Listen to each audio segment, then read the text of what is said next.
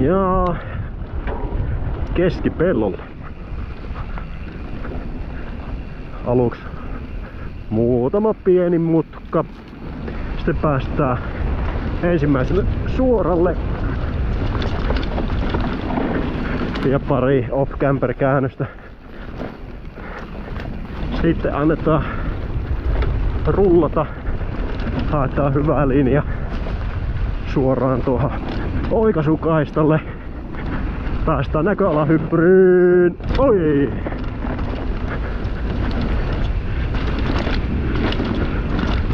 Ja pitkä off-camper suora.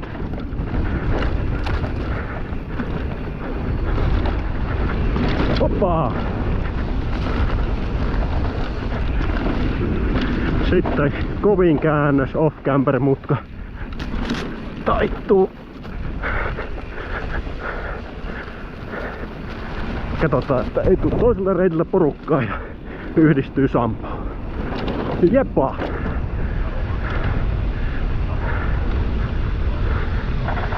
Joo!